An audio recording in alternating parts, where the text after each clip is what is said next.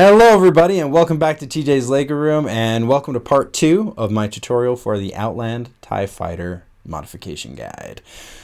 So again, like we said last time, these are based mostly on the 75211 TIE Fighter set from the Solo: A Star Wars Story line of sets. And let's go ahead and get into the wing modification so you guys know how to build the wing section. We went over the pod section in the last video. If you missed it, go back to my channel. It should be the video that comes up right before this one if you're looking at it chronologically. And that way you'll know how to connect it to the actual TIE Fighter. So let's jump into it, shall we? Alright, so like I said last time, we looked at the pod and got the legs here. We got the edge of the wings right there, so not a huge deal. Pretty easy to go. Even though the video was a little bit long, but hey, uncut stuff, right? All right, so what you're going to need are these pieces here to build the middle. Actually, you don't need these pieces. You need these pieces here. So if you want to pause the video and look at those pieces, that's fine. No, I'm just kidding. I'm not. That's terrible. Can you imagine trying to pick the pieces through that? Oh, that'd be the worst. So right here, I have the put together wing of one side. And so what we're hoping to do is create a wing that can fold in half pretty far. I mean, it's not all the way. You can see we've got a little bit of a gap on there. But the TIE Fighter in the show, depending on how you look at it, does have a bit of a gap, at least as far as I could tell. And so that's why I designed it that way, is because that's kind of what it looked like. So now you know. So let's open that back up. So the first thing we're going to build is the center. I'm actually going to be using this as a guide. So if I get a little slow or something, it's because I'm actually trying to figure out how I built it the first time. So excuse me. All right, so first thing we're going to do, we start off with this 2x10 plate. We're going to grab our two 1x2 light bluish gray plates right here and throw those on. And that gives us the back of it. So that's super easy. Let's get into the wing. I'm just kidding. I'm sorry. I make so many jokes in my normal life. I'm going to try to hold it in a little bit today. We'll see if that actually works out. So one of the key innovations to this is the hinge mechanism. So let's go ahead and get into that real quick. In order to make each hinge on each wing, each side, you're going to need 8 of these little puppies. These are those 1x2 plates with the Technic hole. It's like a modified 1x2 plate with a Technic hole on it. We're going to need 8 of those guys. And the way the arrangement works is I used dark bluish gray and light bluish gray Technic bricks with pinholes in them. And the dark bluish gray I use on the inside and the light bluish gray on the outside, just for coloring purposes. So I'll just arrange them here like that for just a second so you guys can understand the pattern. Then we're going to put pins in these like so, and then we're going to hook our little modified plates with the Technic holes right on there. And so we're going to do that with each one of these things. And there's a fun little trick that I learned a while ago. If anybody watched my X-Wing fix for Poe Dameron's original Black X-Wing, I used the same technique there. So you'll get a little bit of a head start, possibly. Now, it shouldn't matter too much which side you put on these bricks because, again, that could go to either side, you know. But, you know, if that matters to you, then do whatever feels right. So after we get these in, I have a way of connecting these together, and some of you may already know this. I know I'm a little newer to a lot of these techniques, but I know a lot of you guys have been in Lego for years and already know everything that I'm about to show you. So I take these 1x4 bars. They're the same size as the lightsaber blades. You could use lightsaber blades if you have a ton of a particular color. I have a lot of green for some reason. But I also have light bluish gray, and I use these because you can actually see them a little bit on the final product. If you look right here, right on this edge here, you can see I've got there's a little bit of light bluish gray in the middle of the black. That is our pin. So we're actually going to put these in like this all the way down. And we're going to put these pins right through here. Some of them are a little tighter than others, but they should all go in. Should. And sometimes they go a little too far. My surface is a little soft. So if they go too far, you can just use another brick to flatten it out and put it right back, as you may have just seen me do. Then we put it on the other side, and hopefully, hey, it came together pretty clean. And then we even it out with a plate again, just to get it even. And then this thing, now we have a 4-long friction Technic hinge. Isn't that awesome? I don't know if that's even a legal technique, but it works, so I'm going to use it. All right, so then we go in, do the same thing to the other side. Now these do not sit directly on that plate as that we saw before. There actually should be some, if we look right here, got a little bit of a gap right here for those hinges to actually move. So what we're going to do is we just offset that by 1. You can see right there. Sorry, hopefully I'm not blocking it too much. Again, like I said, this is a new format. I'm trying to do it in the way that I would want to see it. Then we leave 2 spaces for the hinges and then put a 2x2 plate right in the middle. I really am going to try to keep this hand out of the way, guys. I promise. All right. Then we're finally going to snap these hinges on. Now these hinges will pop off. Oh, or not. Oh, I got a good clutch this time. Nice. All right. Well, maybe they won't. Sometimes they can pop off, so we are going to reinforce these a little bit. But if we look on our old one that just fell apart, it's okay, guys. It's very super professional. Looks like we've used these dark bluish gray grills on there just to add a little bit of detail. And then we can actually use our center printed tile right here and go right on the middle. And it should go that way. Yeah. So if we think about the TIE Fighter, this is going to be the center line, so we're going to have the middle one line up right with that, and that should work perfectly. All right, so good news is we're getting really close to being done with this section. So we've got 2 more 1x2 plates that we're going to put on the outside here. And then a lot of the rest of this is decorative, but some of it is pretty important for clearances. I do have some black 1x2 jumpers here. Sorry about that. I promise I am trying to make this visible, but sometimes you just got to get in there. All right, 2 jumpers right there. Let's see if I can get an angle where it'll reflect the light just right. Kind of. There we go. Look at that. Look at that bright stuff. So 2 of those black jumpers right there. Boom, boom, boom. Then we used a couple of 1x2 tiles.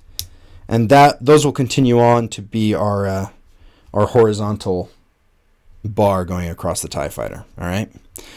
I think for the most part we're about done here. The next thing, I used these 1x1 round corner tiles because I actually ran out of 1x1 tiles. So we're going to use them here. And these do, unfortunately, I didn't find a good way to attach it on here. But these will be covered up a little bit. So if you use them to cover up the dark bluish gray there, they should be pretty seamless on the final product. So if we look at this one right here, the corner tiles are right there. But you can see they disappear pretty well when we've got that other tile on top of it. And I think we're actually at the point where we're ready to move on a little bit. And oh, by the way, I just saw something on my pod on the last video. Looks like I made a mistake. I put this thing on one stud too close. That's what happens. That's what happens when you're not paying attention. They put a 1x2 brick on there at one point. So we'll go ahead and throw that on just real quick. Sorry about that. Little correction on the fly. It's all good. It's all good. Nothing major. Nothing major. Just slide those over, put a 1x2 brick on there. Sorry about that. I do my best, but my best sometimes is a little bit subpar. I'm sure some of you guys know what that's like. All right, so we've got our center pod done. Let's move some of these extra things that we have out of the way. and get ready to do the outside and the wing, shall we? All right, let's get into it. Woo! This is very complicated. I do not entirely remember how this is done.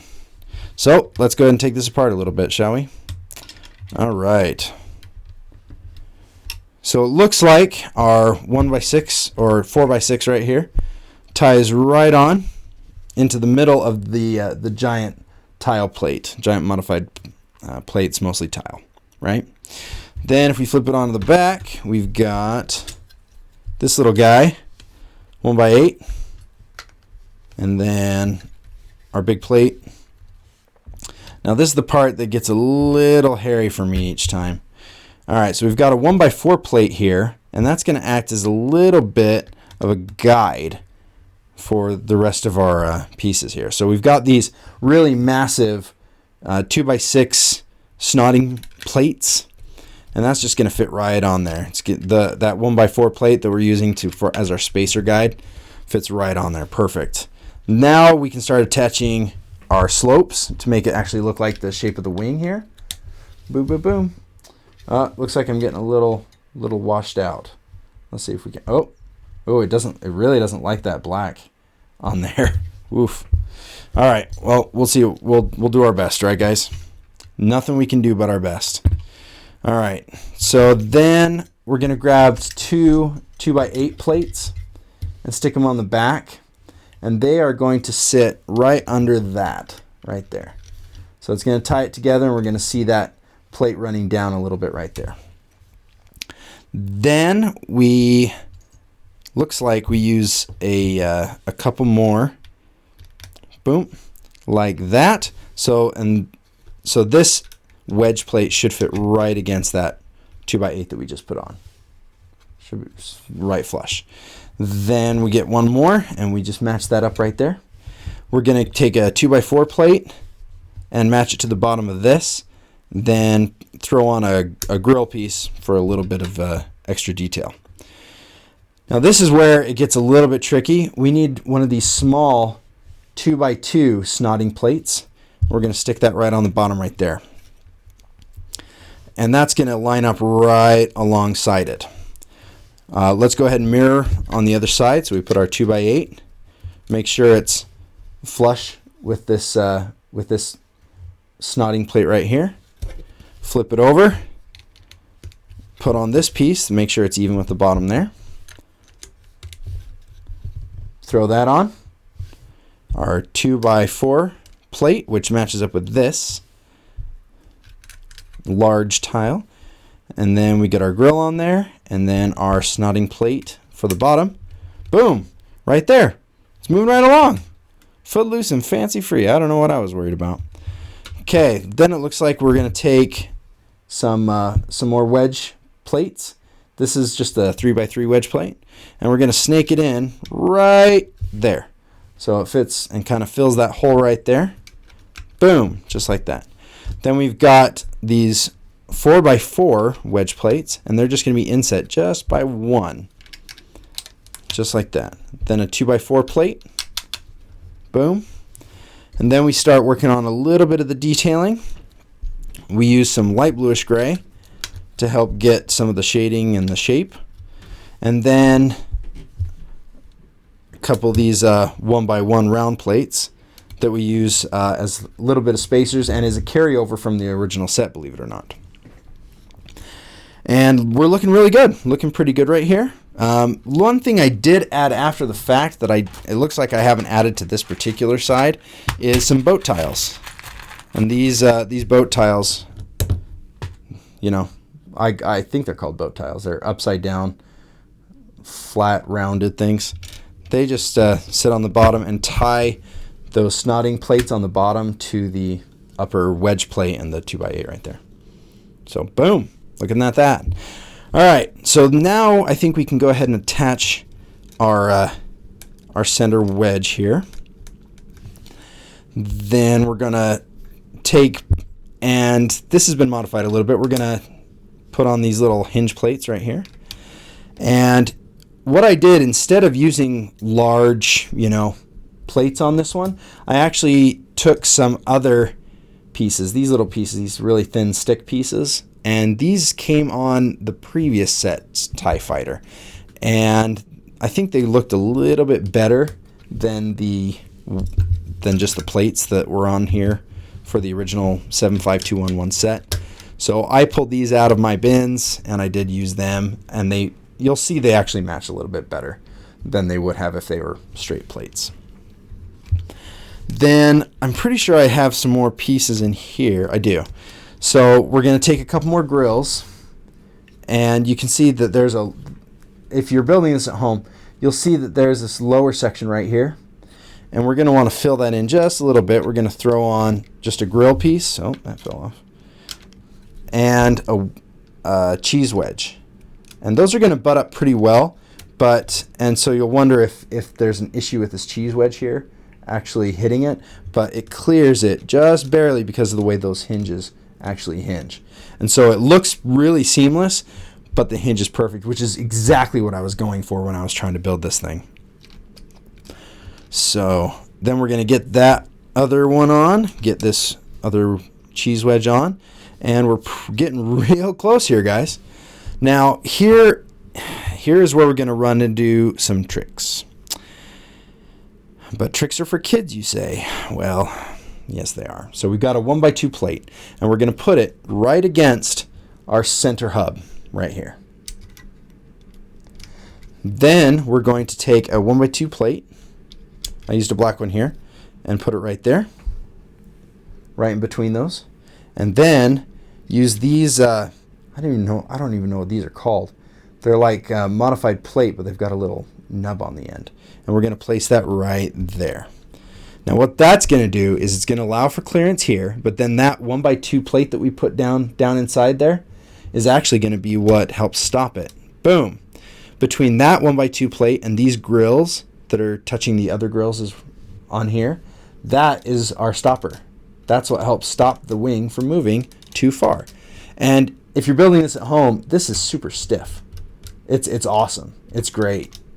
I was super happy with the way that turned out. All right. Now we get into a really tricky part, and I'm just going to do a quick break here and reset my camera because I'm running out of film on it. All right, now we're going to build the outside edge. Now, the outside edges are slightly different from each other, and so I will address that at the end, but let's just go ahead and get into it. Okay, so we're going to take a 1x10 and we're going to slap it on top, right like that. Actually we're not, sorry, I lied, I'm a liar, that's what I do. All right, we're not actually going to do that. If any of you have built these TIE Fighters before with the outside edges, you know exactly what we're doing. It's all going to be the same until we get down to this corner, and I've got some tricks for you. So we're going to go ahead and throw up these receiver ends, or no, these are the hook. These are the bar ends of these 1x2 modified plates. Then we're going to go ahead and throw a 1x8 between there. And then we need a big old boy to go all the way across the top. I think this is a 1x12. If you have any TIE Fighters, they've come with them in the last few years. Then we're going to throw on our receivers. So we've got the little hook ends, and those are going to go right on top on the edges. Oh, do they overhang? You know what? They overhang actually. They don't fully go on top. They actually overhang just a little bit. Well, it's getting so whited out. I'm sorry. I hope this works. Doing a dark tutorial seems like a mistake in hindsight. Then we have a 1x10 going between them, and then we're just going to tile the top. I used two 1x6 tiles and a 1x2. Whoop. All right. Now we get into a little bit of trickery here. So we've got these 1x10 light bluish gray, and what we're going to do is throw a bar end onto one side. Then we're going to throw on, oh no we're not, we're going to throw on a 1x3 plate. Sorry, I thought it was a 1x8. We're going to throw on a 1x3 plate, then our 1x8 plate, Then we're going to throw on a 1x1 right under here, and then another bar thing on the end. So it should look like that. So we have one on top, one on bottom, and there we go. And the 1x3 and the one plate here. You can mix and match in the middle here. I didn't have a lot of 1x6s and 1x3s, so you could like alternate it here. Whatever works, as long as you make sure you've got a nice strength there. So you're just going to make 2 of those. Let's go ahead and build our second one real quick. So we've got our 1 bar on top, our modified with a bar. Then our 1x3, our 1x8, our 1x1, and our other bar. Boom. Super easy. Barely an inconvenience. Now, the side that has it on top is going to go into the receiver clip on that end. All right. Oh, flip it. So it's going to go like that. All right. Sorry it's getting washed out. I'm trying real hard, guys. Hopefully you can still see it. All right. Lay it flat, TJ. Lay it flat. Keep it flat. Keep it flat. Isn't that what the earthers say, right? Keep it flat. I should not have said that. I'm going to get comments. All right. So I do have these 2x2 corner tiles, and we can just throw those up on top. And those are to help give it the shape of the original TIE fighters. I don't know if you have ever had one before, but they had these, what are they? 3x6 with corners cut wedge plates that were pretty useful to make the octagonal design. But these new tiles actually make it so that the hinge actually works. Woohoo! I'm pretty happy.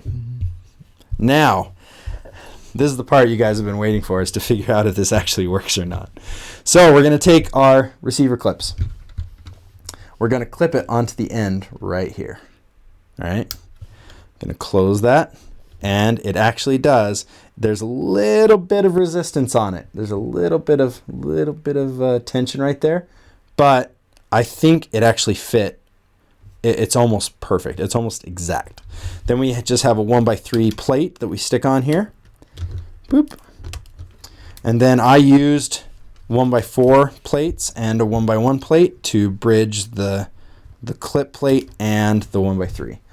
And that did it. Woo! It's amazing how tight it was, but I was so happy when we actually got it figured out. So we'll do the exact same thing on this side. Now, oh, we're having an issue here. What's going on? Oh, not all my plates are pushed down. Whew. Tolerances are so tight on this thing. If not everything is put together exactly, it can fight you just a little bit. So we got to make sure everything is tight. Make sure that end's pushed on. All right, get our 1x4 plate. Boom, and we're good to go. All right, so the only difference between this side and this side is that I used light bluish gray 1x6s right here. And the reason I did that is because of the 2x5 rule. The 2x5 rule is that for every 2 studs width, you need to go 5 plates high. So it's the 2x5 rule. So if I have 2 plates on this side and 2 plates on this side, there is a 1 plate, exactly a 1 plate gap between these two. So if I just pick whichever side I want to be on top or bottom, as it were, I believe I put them on top. I think it looked a little better on top. Then when I put 1 more plate between them, I don't know if you saw that. I wasn't paying attention to the screen. So if I put the 1 plate between them, when I open it, boop, it creates this really nice line right between them. And so as you can see right here, this is the perfect example on why I used these bars instead of the plates. And that's because these bars are about the same thickness as this plate here. And so all 6 of the spines look identical. They look like they were deliberately designed to be that size. I even have the wide section at the end right here so that you can actually make that visual comparison. And that's why, one of the reasons why I think it looks so good. Now, some of the pieces are a little flimsy. If you hit certain sections, they do pop off. Oh, I guess that didn't that time. Those boat pieces are holding really well. Oh, that's why I didn't put them on this side. Ha! So there we go. This actually might be more sturdy than than it originally was now. So if we look at the back here, I wish I had the original set to show you the difference between them, but this back looks almost exactly the same as the original TIE Fighter back had for the set. And I'm so proud of that. I gotta say, I'm so happy with the way it turned out. So if someone were to look at this set and the original side by side, maybe I'll actually pick one up and show you guys. It's impeccable. And by impeccable, I mean completely peccable. I'm so sorry I keep making these stupid puns and jokes, and I'm sorry. All right. If you look at them side by side, they'll look very close to each other. Obviously, when we turn it over, they'll see that there are some color variations here. I think I mentioned in the other video, but these pieces in light bluish gray are like 50 cents a piece. And I did not want to spend like $8 to just do both sides of this one ship. Another $10 if you include shipping, probably more. To be able to just change the color in the middle of this thing, probably worth the price, but not one I'm willing to pay right now. I'd rather spend that $10 on parts that I actually need to build a brand new mock or something like that, rather than just change the color on a mock that I'm not 100% happy with. So I know it's been a long video. If you stuck with me to the end, thank you so much. We are just moments away here, and for everyone who stuck around, I'm going to give you a sneak of my next video. And I think some of you guys are going to freak out a little bit. So here we go. We've got our other wing here that I'm just throwing back together that split apart at the beginning of the videos. We'll throw these back together. So we've got 2 complete wings. So you'll just repeat those steps, and then with the modification for the center plate, we'll just repeat those a few times. 4 times to be able to build all 4 sections of the TIE Fighter wings. Then we go ahead and slap them on, and those 12 studs on the side of the pod, 12? Yeah, 12. I counted right. Those 12 studs on the side of the pod are going to be, I'm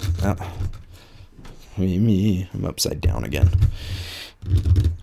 Those 12 studs should be enough to hold it in place, is basically what I'm trying to say. I'm sorry, guys. I'm getting a little discombobulated. It's a little late at night, and I'm getting tired. See, it was actually pretty sturdy. It actually held together a little bit, right? Right? Oh, except that this one's falling apart. Okay, so some of those spots are still a little bit weak, especially on the connection here for the hinges. They are being held on basically by these plate hinges and not much else. So there may be a better way, but as far as the looks go, I'm extremely happy. All right, let's get this together. Bam. And there we go. All right, so let's go ahead and that does not look good. Oh well, sorry guys. I'm doing my best here. All right, let's go ahead and land this sucker, and so we can show it in the landing mode. And this is right after building it too, so it might have a couple places that need to be pushed together a little bit more. Yeah, that wing wasn't completely on. All right, boom! Look at that. We did it, guys. We did our first tutorial in the new section. There we go. Our Outland tie mod is complete. Way to go, eyes. If you end up building this yourself, send me a pic on Facebook. TJ's Lego Room on Facebook is my page. So let's see. Can I zoom out just a little bit? Ooh, look at that. All right, little peek behind the scenes. Nothing wrong with that, right? There we go. Our tie Outland. Way to go. All right, you guys deserve it. I'm gonna show you this. It may not be my actually my next video, but it's one of my upcoming. Oh, it did not just break. All right, thank you guys for sticking it out. And for a treat, this is my own version of the tie dagger. Ooh, let's bring it up here a little bit. And I will close by giving you a tease in 3, 2, 1.